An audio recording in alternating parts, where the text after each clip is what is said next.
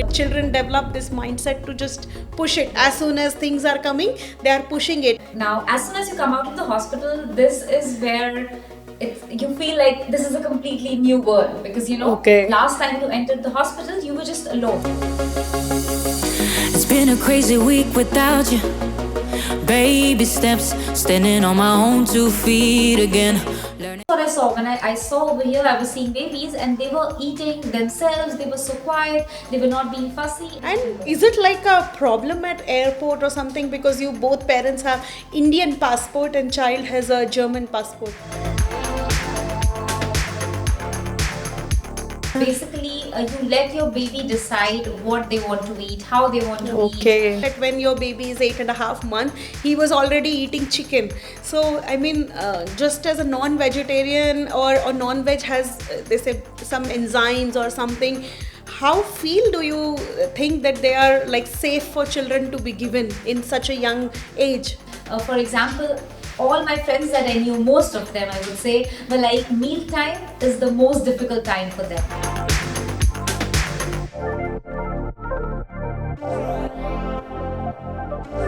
Especially Indians are worried because our babies are less in weight compared to the German child, and everyone in the hospital they make a fuss around it.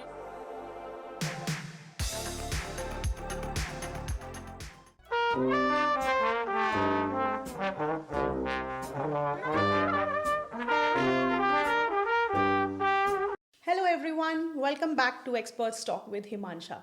In today's episode, we have Manali again with us, who holds the page of Mama Space with Manali. And today she is going to share her experience of postpartum in Germany. And then, if you are a young mother, how to take care of yourself along with the baby. This is what we are going to cover in this episode. And stay tuned if you are someone who is struggling that what you should feed your baby when it is 6 months to 1 year, then we will share our insights today episode. Thank you so much. Welcome Manali. Welcome back to Experts Talk with Himansha. Would you like to introduce yourself again to our listeners? Hi Himansha, thank you so much for having me again.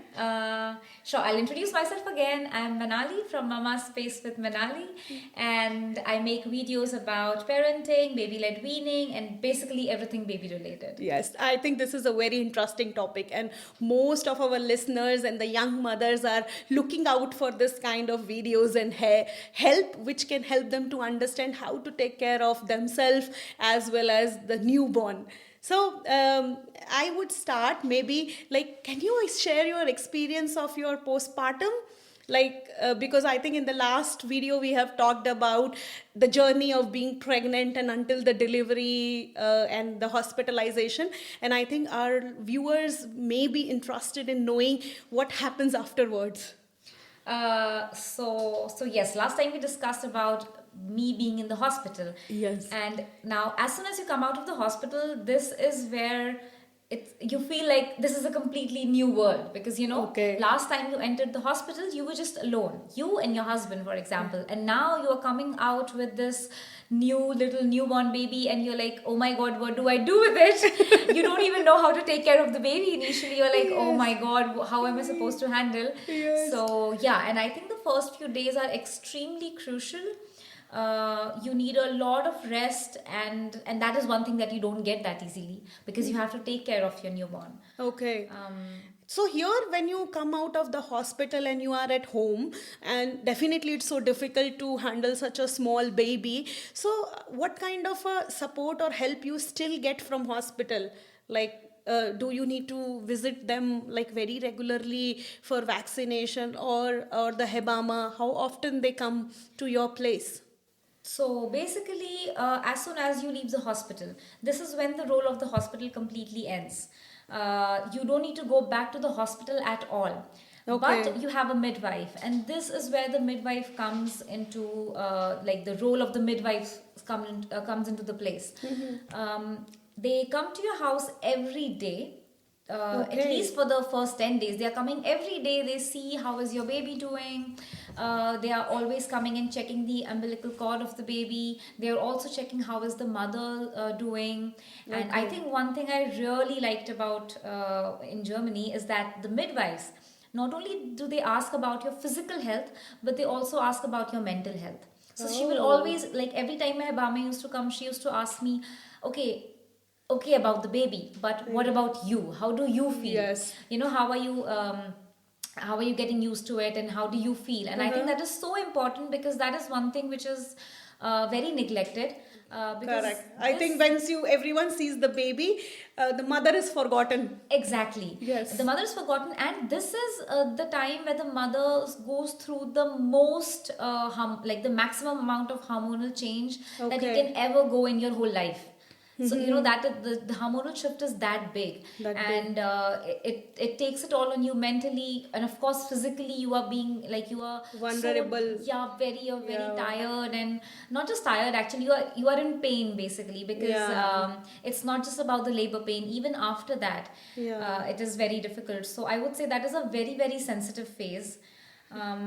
Yeah. So Okay, so I think what you said is really good, that if you have a Hebama and she's taking care of the mother and child both, and they are coming like very often for initial 10 days regularly, and after 10 days, how often they come visit you?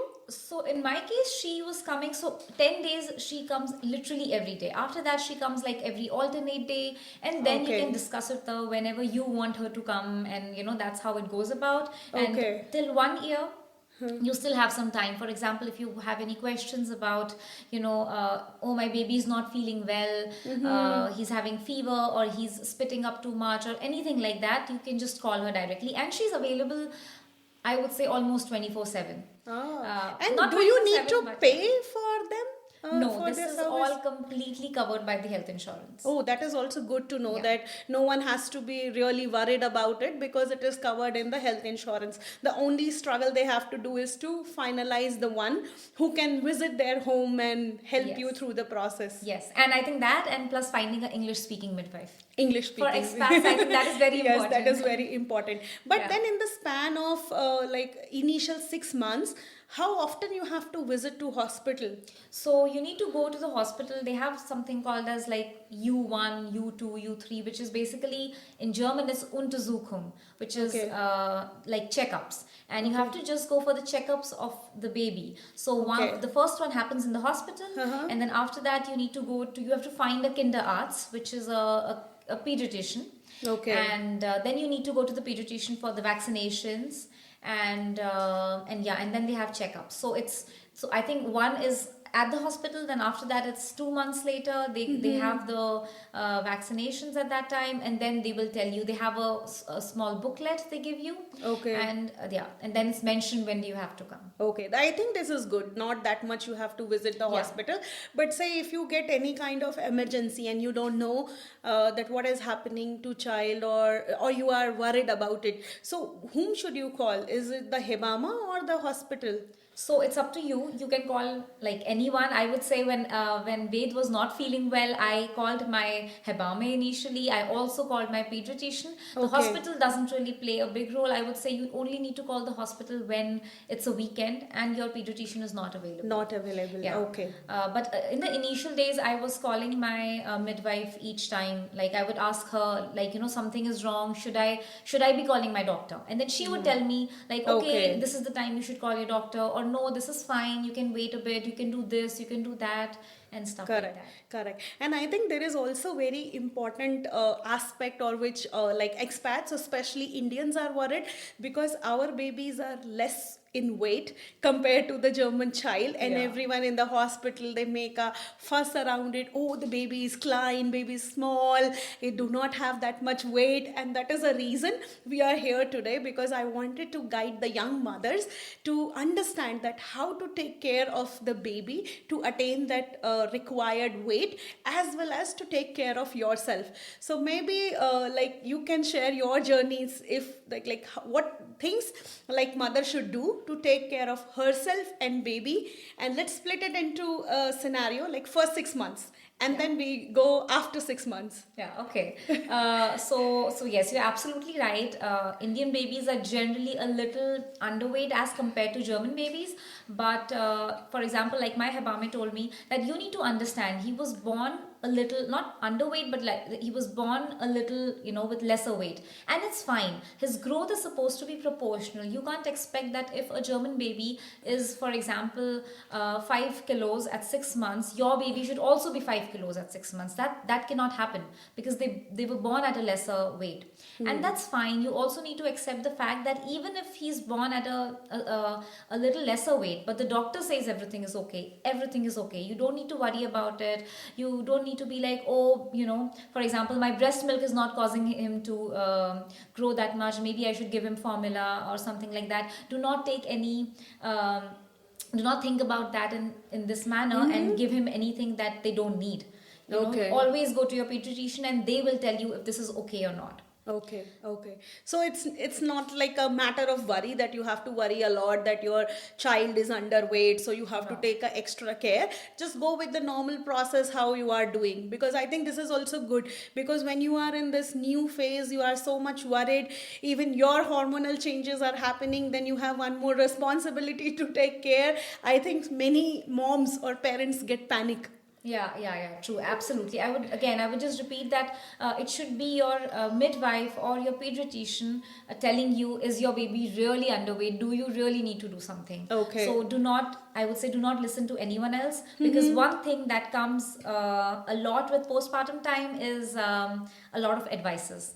Yes. And you don't. And the homemade remedies. Yes, homemade remedies and a lot of advices, and you don't know you should follow them or not. So Correct. I think this is one thing that you need to understand, that okay, you need to go with how you feel, and of course, again, what your midwife says or what your doctor says. Okay.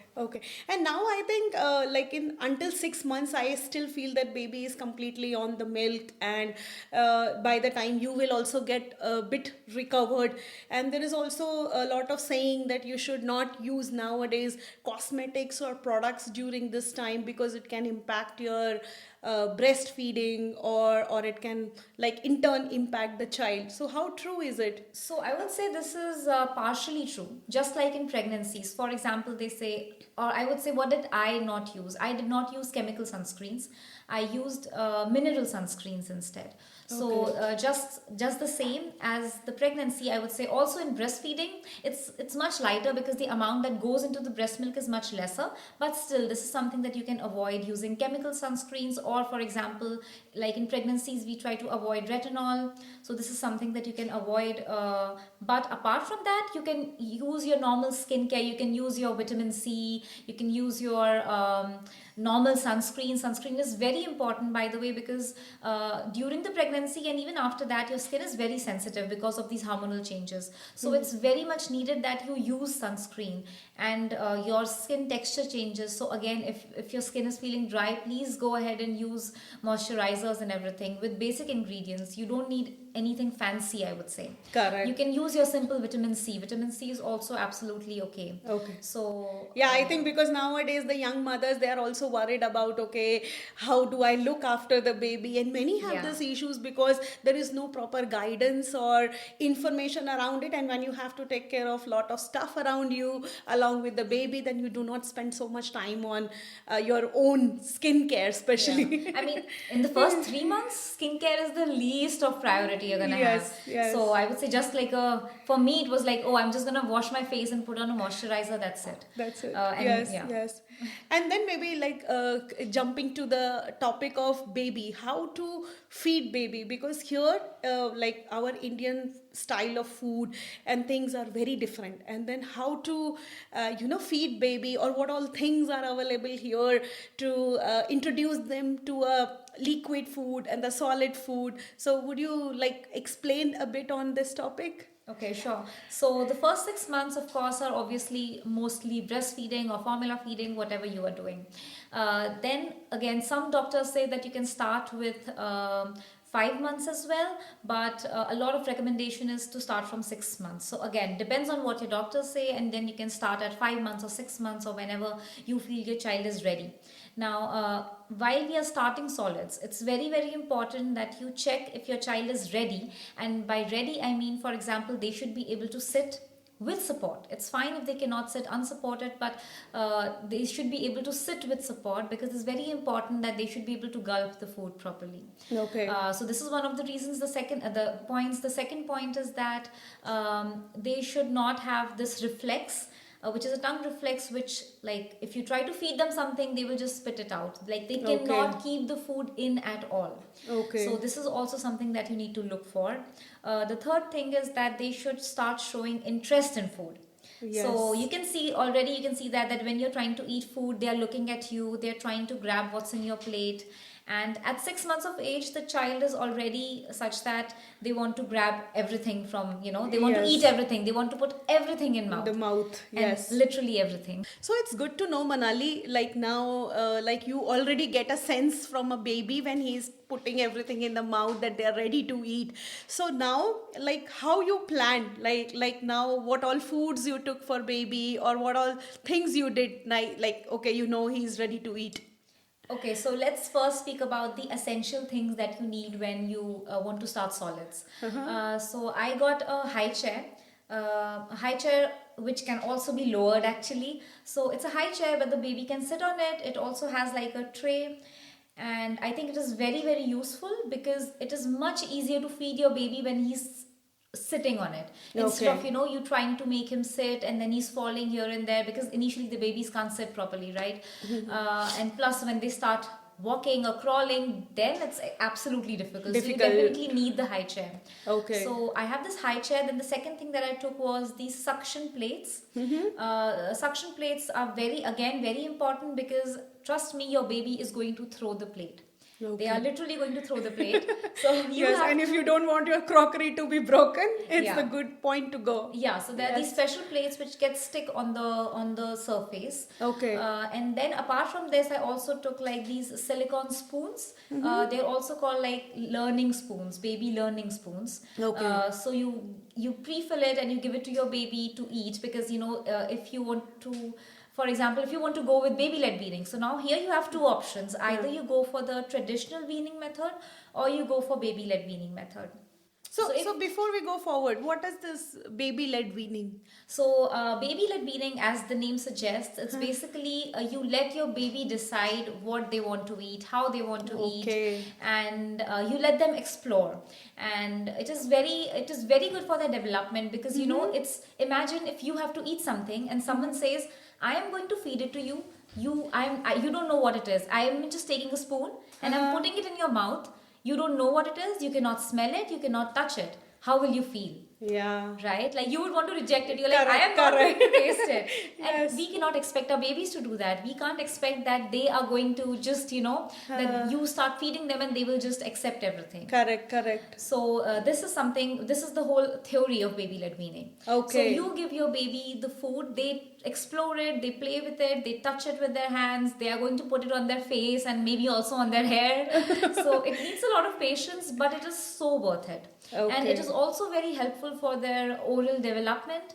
For example, right now my baby is 14 months old and he is learning how to eat with spoon. He is able to eat himself. Okay. And for example, I can give him a whole watermelon, I give him a cucumber, I can give him these proper solid foods and he's able to manage the chewing. Okay. Which is something that comes with baby-led weaning. He did not have purees starting. Like Correct, I because did not I give him think purees. this is quite important, because sometimes as a parent we feel no, this is healthy and baby should eat it, and we try to put it in the mouth, and mostly I think this is also goes like over care, and then children develop this mindset to just push it. As soon as things are coming, they are pushing it. On the other hand, I have seen the babies here, and they are, even when they are like so tiny, they are Yeah. eating themselves, and I'm Yeah. sometimes like mesmerized seeing them, how they train them, how they eat themselves. Yeah, exactly. And so this is what I saw when I saw over here. I was seeing babies and they were eating themselves. They were so quiet. They were not being fussy. And for example, all my friends that I knew, most of them I would say, were like, mealtime is the most difficult time for them, because the Yes. baby is running here and there. He doesn't want to eat, and then it's becoming more and more difficult for them each time. So, and this is actually one of the reasons that I started the page Mama Space with Manali. I Okay. wanted to show how we go about with baby-led weaning and what you can give to your baby, how they eat it. And yeah, because I did not find a lot of pages which were, Indian pages basically. Okay. Like there were a lot of pages which are here based in Germany, but their food and our food is so different. So different. Yeah, like we want to have dal chawal and they don't have dal chawal, they have completely different food. Correct. So then, like, coming back to this question of foods, like what you should give your children to eat? Sure. So over here they suggest that when you start the solids, you start with veggies first, then you give them fruits, and then you give them carbs and proteins. So Okay. for example, in India they say start with example dal or dal ka pani. Dal ka pani is a big no. I think a lot of doctors in India as well right now say that you should not give Should that. not give, okay. It does not have a lot of nutritionist value. So but anyways, so here they say that you start with veggies first, and then you give fruits. So veggies, like you can give them veggies however you want. For example, you can mash it, you can puree it, you can give them as wholes as well. Okay. And then you continue that for around 4 weeks. You try a lot of different foods. Very important. You cannot always give them one particular veggie. You can Okay. give them like carrots, you can give them zucchini, you can give them potatoes, and a lot of different veggies. Okay. So do you add anything to this veggies, or it is just you boil them and give it? Because I have also heard that you should not give salt and sugar to the children. Yes, exactly. So here they say that no salt till 1 year and no sugar till 2 years. Okay. So initially, and because they have never tasted anything apart from milk, right? Correct.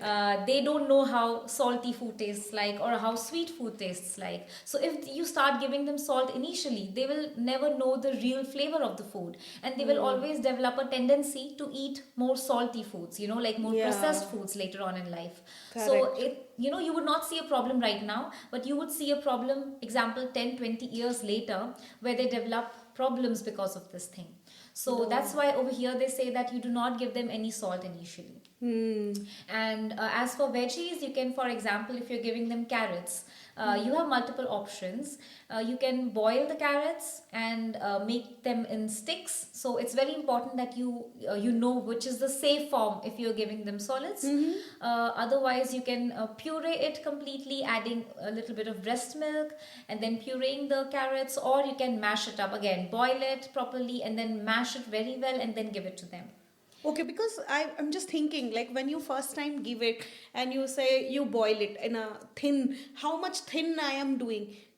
A child do not have teeth, right? And he has not eaten before. Yeah. So how you ensure that he or she will not swell in the food, or it So- will not stuck in their throat? Exactly. So this is the reason why a lot of people don't want to do baby-led weaning, because they think, Yeah. oh my God, how can a baby eat if they have no teeth, right? Yes. But they can. My baby was eating, he had no teeth till 8 months, and at around 8.5 months, he was eating chicken.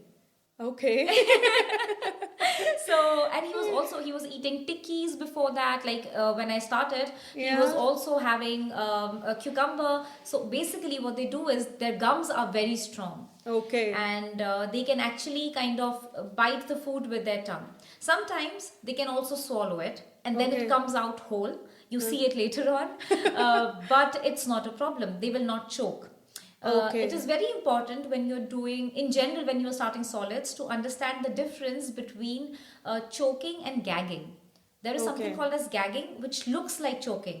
It's Okay. going to look like they are, like The food is stuck, or exactly, they're not the food able is to stuck, swallow. but it's not that. They are processing it, and they will get it back, they will spit it out. So they might Yes, like, yes. I think, this is quite observed that every kid, whatever they don't like, whether the taste or if it is stuck, they'll spit it out, Yeah. everything. Sometimes they spit it out like normally. Sometimes if it's a little bit deep in, they are going to, act as if they are about to vomit or something like that, and then they Yeah. will spit it out. Okay. So that's the natural mechanism. So in general, for example, in adults, if you have something, if you have a food which is too deep in, this is when you are going to, like vomit and then take it out. Correct. But for babies, it is in the center of the tongue. So as soon as the food goes there and they are uncomfortable, they are going to spit it out then. Okay, okay. Then Yeah. you, as a parent, you don't have to be like really worried. Okay, Yeah. what will happen to a 6 months old baby? Whether it leads to any choking or something? How will we handle? But it is very important that whatever you give them, it has Yeah. to be mashable with hand. So how do you Okay. know if the food is correct? You have a carrot, you boil it, and you see if you're able to mash it. If you're Okay. able to mash it with your 2 fingers, this means it's safe for the child. Safe for the child. Yeah, and I think the whole baby-led weaning topic is so vast. Like I can go on and go on about it. Yeah. And that is why actually I made a channel, because I did not find enough information Correct, for all these correct, things. So I was like, correct. okay, I might be able to help other parents. Correct. Because I think collecting all the necessary information and bringing it to one page or one place is also very important, because now if you try to Google it, you get lot of information, lot of pages, and then you are confused. Yeah. You don't know what exactly you have to do. Yeah. And that is the reason we are here today, because I wanted to bring that concise information together for our viewers, so that if they are someone who is like dealing with this particular case, they know, okay, where to go, how to find the information, so that it could be a little helpful for them. Yeah, and I would also like to say that initially, this is for Mm-hmm. all the parents out there, initially when you start solids, your baby might not accept the food, and this is normal. So for maybe for 2 or 3 weeks, you give them anything and they will not like it, they will spit it out, because they only have the habit of swallowing milk, you know. So any new texture for them, it will take time for them to adapt it. So do not lose hope. Don't think, oh, my baby is not eating, what is wrong? It is normal. Okay. So you need to know that. You didn't know that. Yeah. And you also mentioned in your conversation that when your baby is 8.5 months, he was already eating chicken. So, I mean, just as a non-vegetarian or non-veg has, they say, some enzymes or something, how do you think that they are like safe for children to be given in such a young age? So basically, of course, again, I asked my pediatrician before that, and you know, over here they give actually much younger babies as well. They give pork, they give beef, so they give whatever they eat. Okay.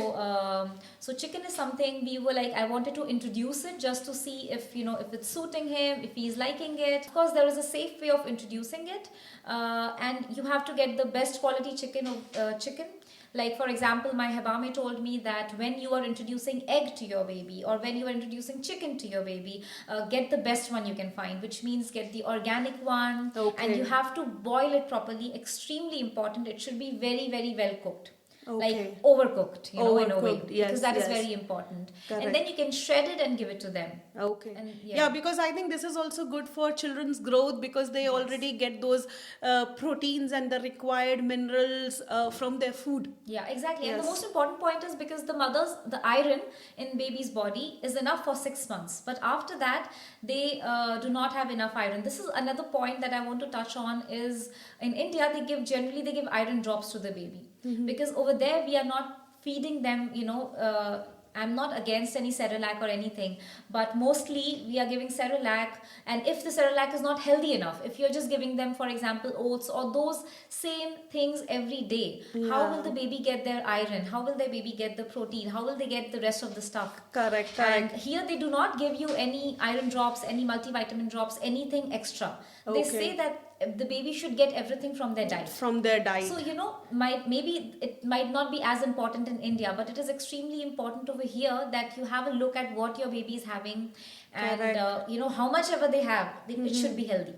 Correct. Because that's why it is important. And nowadays, there are not like parents or elders with us who can take care of the baby, or for some house help or some support, right? Yeah. For any kind of support to handle the baby or to help out the mother with chaos or something like this. So this is very important that you manage, and you have to take care as a young mother that what your baby eat and how he or she will be healthy. And I would also want to say, and they eat themselves. It Yes. was so useful so many times, as you know, we are alone over here. So I Correct. used to put his high chair in the kitchen, and I would give him food over there, and he was eating himself, and I am doing something in the kitchen. I mean, this is Okay. something you can only imagine with baby led weaning. If it was not for that, I would have to sit there trying to make him eat. Correct, And you know, correct. so it is very difficult, especially if you have no help over here. Correct. And I think this also gives you chance to go out, meet people, and back to your normal life. Yeah. otherwise you are just around the baby Yeah. and you cannot manage. And I mean, I think this is quite interesting example that baby is in the kitchen in front of your eyes eating and you can do your own Yeah. work. Very, very, like, I cannot think my life if this was not the case. Like, if I had to run behind him every time, it would be very difficult. And how old is Ved now? He is 14 months. 14 months, and imagine we are sitting here for an Yeah. hours and he can manage his own playing, eating. This is such a mind relief as well, right? Yeah. If child can eat themselves. Yeah. Absolutely, 100%. And no Yes. screens, nothing. That is also very Okay, important. You correct. don't need to give screens. Correct. The baby has Nowadays, interest this in has the food. become a lot of concern that children don't eat until there is a phone or a TV in front of them. Yeah, because they don't know. It's like, okay, you are not making a relationship with the food. You are making a relationship with the screen. And you see, oh, screen means food. And that's why, that's a problem. So I Yeah. would say, I never gave him screens. I let him explore the food. Of course, it's very messy. Sometimes he has food on his hair. He has a lot of food thrown down. Yeah. He's taking yogurt and rubbing it on the table. but I think it's very enjoyable. Yes. And I think that's very important because he has a good relationship with food. Food, correct. And then you don't have to always focus, okay, I have to do something entertaining to make Yeah. him eat. Yeah, and Yes. my Hebami told me a very, very important thing that stayed on with me. That was whatever you do right now, he will have this relationship with food for the next 40, 30, whatever years of his life.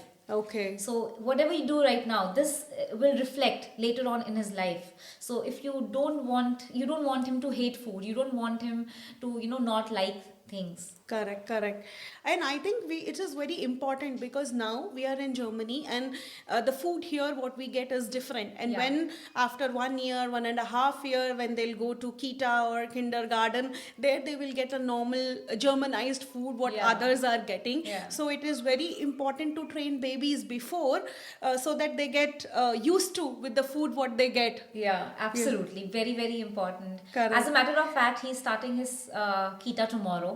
Okay. Yeah, so- But I think he will not have any problems because you have already fed him across that whatever they get there, he can eat. We will see. I think he's become a very desi bacha. He loves his dal chawal. Okay. I tried pasta and he did not like pasta. Okay. But I think it changes. Yes, and yeah. yes. Maybe it's like you will be surprised that in Kita they are giving him Yes. something different like fish or something, Yes. and he'll be asking home and asking you, okay, what I get there, Yeah, you yeah. don't give me. Absolutely. I can Yes, imagine. yes. Because I think this is very important now where mothers are struggling from 6 months to 1 year at least, where the child does not speak. And you Yeah. have to make them ready for the Kita to eat the food, and so that they are self-sustainable there. Although people will be there to Of take course. care, but I think I have heard from many of my friends or some, like the kids came back from there and they say, okay, he or she has not eaten for the whole duration Yeah. of 2 hours or 3 hours. Then it becomes a topic of concern for parents. Yeah, that's true. Absolutely, yes. Okay. Then coming back to the topic of food, because we just left it and you said, okay, few veggies, and repetition of veggies is Yeah. not good. You try different veggies to be eat. And you also mentioned something about carbs and proteins. So would you like to explain some foods or fruits, what should be consumed by children? Sure. So how we went about it was like in the first around 1.5 month he had veggies, and then one by one I started introducing fruits as well. So for example, I started with banana, and then I gave him steamed apples and pears and things like that. But important that you don't leave your veggies. So now you're Okay. giving them veggies and fruits. So Okay. both of them. Both of them. Then after that, once he's comfortable with the fruits and veggies, then you move on to carbs and proteins. By carbs and proteins, I mean things like rice and dal. And then you can give, protein can also be, for example, chicken, fish, or paneer, or whatever you eat. And But want to so use as you that. mentioned that we should not give sugar and salt to the children. Yeah. So this dal, chawal, paneer is still okay, but chicken, fish, how you are cooking them without anything? So for example, how we cook at our house dal is that we make dal first, completely without salt, without any spices. So normal your Boiling your dal. yeah, boiling your dal, having the onions and tomatoes and everything. Jeera is okay. Okay. So you can add spices. Spices is absolutely okay. You can give him coriander powder, for example. You can give him jeera. You can add Okay. curry patta. You can add all the spices. By spices I mean nothing which is spicy. Like not the chili, Yeah, not but the chili, some things basically. which are like useful, like Yeah. curry leaves or coriander Hing, for leaves. example. Yeah. So hing is very good for digestion. Correct, Like correct. haldi, you want to give them everything that you have. Okay. Because at the end, your aim is that he should be able to eat with you on your table. Correct, Right? correct, correct. So you give him everything just without salt. And so then we make whole dal. Then I take out a little bit of dal for him. I mix it with rice. And Okay. then I mix the salt and chili and whatever we want in the dal. Okay, in after this that. way you don't have to like cook specially something different for the Yeah. children and yourself. Like the same food what you are eating, because I have also seen like children, they just want to grab food out of your plate. Yeah. So But I think this is much later. This doesn't happen at 7-8 months. I think this Okay. happens at like right now at around 12 months or 11-12 months. Correct. For example, right now, Ved doesn't want to eat from his plate. He only wants to eat from my plate. yes. So But then it is easier because now what he is eating and you are eating is It's the same. So by the time they don't develop that inferiority kind of thing, okay, I'm eating something different, they are eating something Yeah. else, Yeah. because the food looks same, and then slowly or gradually he'll start eating from his own plate. Yeah. Yes, so another important thing is that you need to introduce over here, like my midwife told me, you need to introduce allergens before 1 year. Like that is the best time that you can introduce all the allergens to your baby so that they don't What is allergens? so they don't develop any allergy. Okay. So basically allergens are like milk products, eggs, fishes, sesame seeds. There is like a list of things that can one can be allergic to. Like for example, you might have heard how people are allergic to peanuts. Yes. So or fish, like shellfish or something. So you should introduce all these things. This is called the golden window, where you can introduce all these foods before 12 months, because this is when Okay. your baby's body takes it very Everything. well. Yeah. Yes. And like where people will find this list? Do you have it on your page? Not yet, but this reminds me that I should make a video that I can add all the list of allergens. I mean, Correct. you can generally find it online anywhere if you Okay. type the list of allergens, but how to introduce it, maybe I should make a video about it, right? Correct. Because this is also something very new, Yeah. and people should be aware that how to introduce so that they don't develop some allergies later on. Yeah. Because nowadays we see many people like us, some are lactose intolerant, and some other things. We also have a friend whose baby is allergic to nuts. Yeah. So I think this is good time if it's something you can introduce to your child and they can eat. I mean, they I can think- still be allergic to it. Correct. It's still possible that they are allergic to it, but it's called a golden window.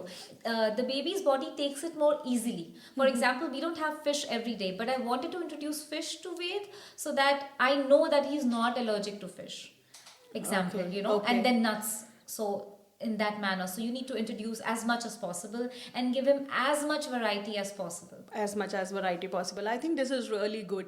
And I mean, also just the topic come to my mind because now we are Indians and we always have this thing, okay, when the child is little grown, we want to travel to India so Yeah. that we get some help there, Yeah. and right? So how does this process of documentation and passport visa works with children? Like how long did it take for you?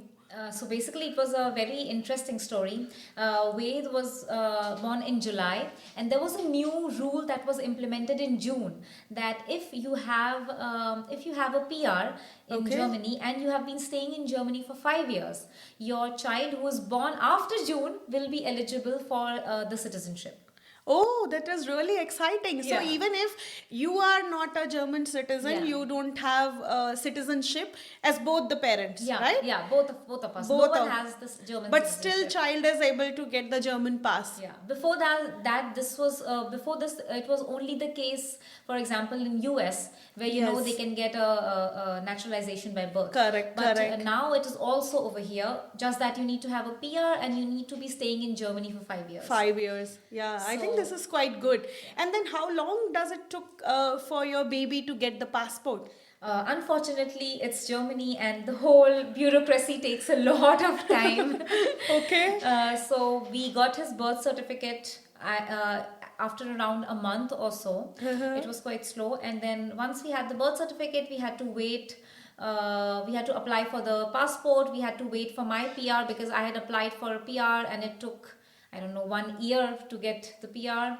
Yeah, I think it also depends from place to yes, place. If you live in a bigger city, then it takes a bit longer. Exactly, yeah. Yeah. So then once you have the birth certificate, you need your documents, and there is a list of documents. You can apply for the passport, and it takes about, I think, around a month or so, or 6 weeks to get the passport. Okay, I think still not that longer, but if you want something like you have to plan your travel, then keep this time window into consideration. Yeah, I think what is more important is not just getting the passport, because now when you have to travel to India, you need a visa for your baby. So either you need a visa or you need to apply for the OCI.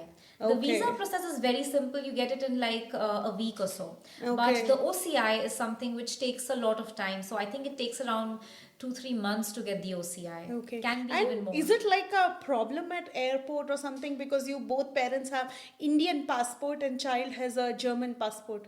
Not right now. He's very, very young, so we did not have any problem. We have already been to India once. Yes. And it was not a problem with his German passport. I mean, he's a baby, so no one really cared much. Yeah. Yes, okay. I think this session was quite informative and useful for our listeners. And our focus was more on the baby weaning and baby take care about for the young mothers. But I think this is a quite interesting topic which you have touched upon. Probably we will discuss in detail in our next episode. Yes, absolutely. I think we can, because I can go on and on about it. I think it's a very interesting topic and very important and informative, because lot of people do not have this information, and they are also looking for some sources which are authenticated or they can trust, and they get some guidance kind of thing. So I think this is quite informative. Thank you, Manali. Thank you for visiting us and sharing so meaningful insights. Thank you so much for having me. It was a pleasure. Hello friends, if you are someone who are struggling from the similar challenges of what should be fed to the baby, how to take care of yourself and your young one, then don't forget to watch our full episode on YouTube, and don't forget to follow us and subscribe on YouTube. And still, if you have some questions, you can message us on the email ID mentioned below, or now we have also available on WhatsApp for the queries. So if you have any questions from our host, you can visit their pages, and all of the consultation is free of charge. We do not charge anything to our audience. Thank you so much for watching us, and this episode and video is sponsored by Lenzio Production, which is our home production. And if you are someone who is looking for baby photography, family photography, or any kind of photo video assistance, we do provide this assistance at a minimal cost. If for inquiry, please drop us a message and we will help you. Thank you so much. Bye bye.